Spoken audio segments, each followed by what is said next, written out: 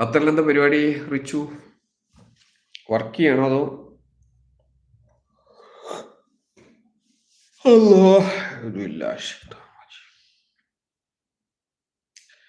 അല്ലാവിൻ കാവല് ഇല്ലെങ്കിൽ പാരില് അല്ലേലറിയുമോ വല്ലായ്മ മാറുമോ?